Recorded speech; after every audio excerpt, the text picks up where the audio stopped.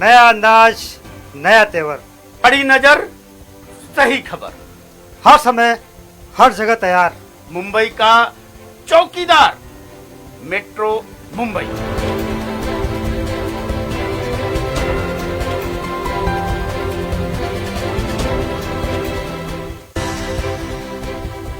नया अंदाज, नया तेवर, बड़ी नजर, सही खबर।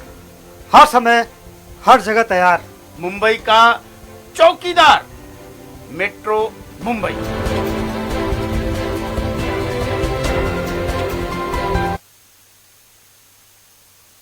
सभी दर्शकों का मॉर्निंग मुंबई में स्वागत करता हूं।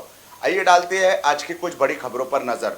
आज सबसे पहले है पीएम मोदी आज मथुआ धर्म महामेला 2022 को संबोधित करेंगे, जिसमें वो मथुआ समाज के लोगों को संबोधित करेंगे।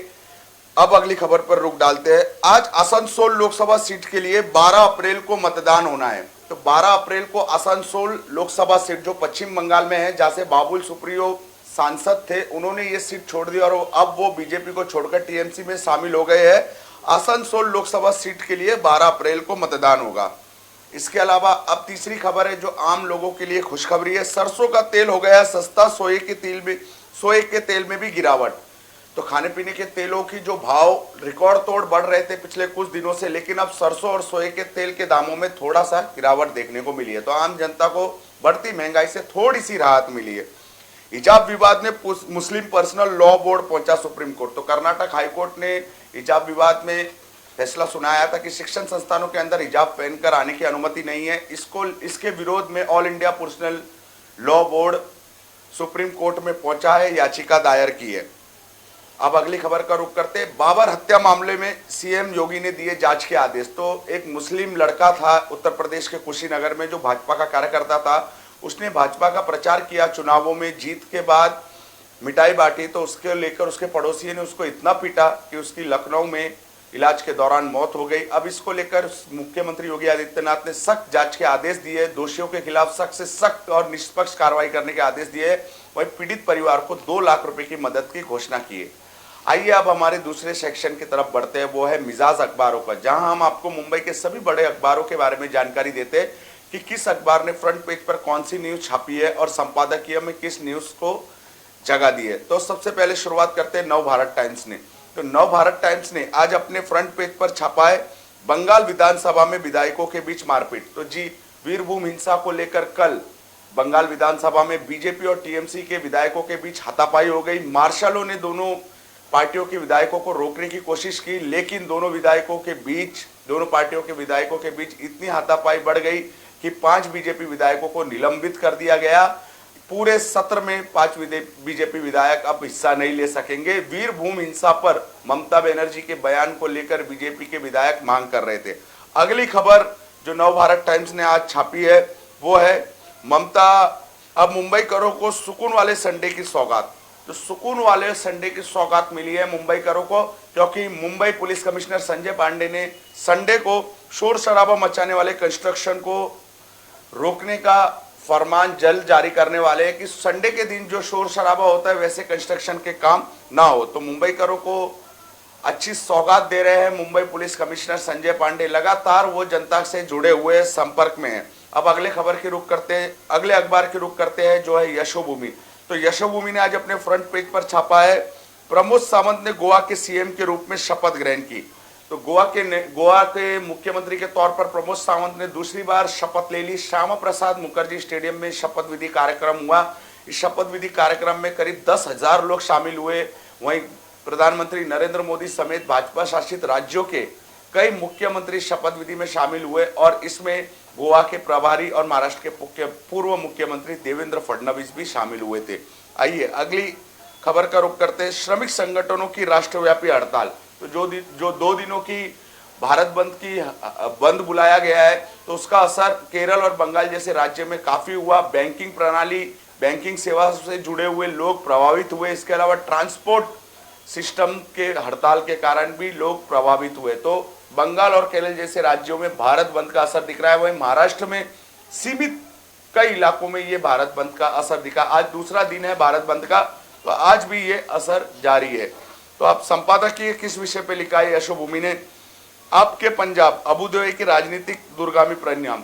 तो आम आदमी पार्टी ने जो पंजाब में अच्छी जीत हासिल की और कांग्रेस के हाथ से ये राज्य चले गया, जिसको लेकर संपादकीय लिखा है अंदरूनी कलह में कांग्रेस के हाथ से ये राज्य चले गया। कांग्रेस के अंदरूनी कलह की वजह से कांग्रेस ये राज्य अपने हाथ से गवा बैठी। वहीं भाजपा अपने चारों राज्य में सत्ता बचाने में कामयाब रही और सत्ता में वापस लौट कर आई।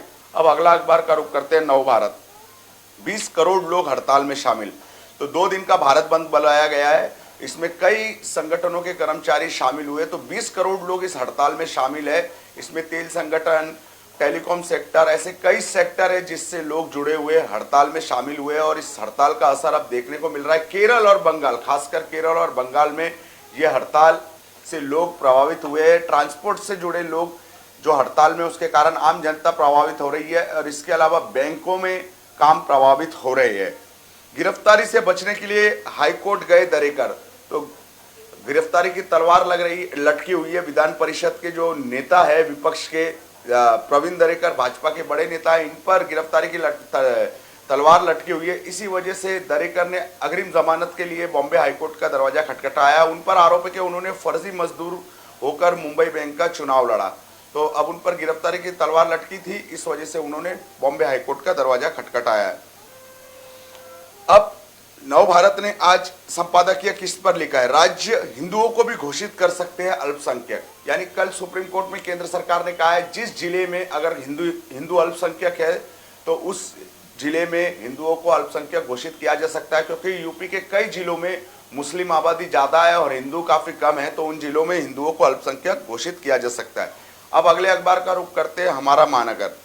हमारा महानगर ने सबसे पहले खबर छापी है बीजेपी के बाबर की हत्या पर हड़कंप। तो बीजेपी का कार्यकर्ता था बाबर, जिसकी हत्या कर दी गई। सिर्फ उसका गुनाह इतना था कि उसने बीजेपी के लिए प्रचार किया था, बीजेपी की जीत के बाद मिठाई बांटा था।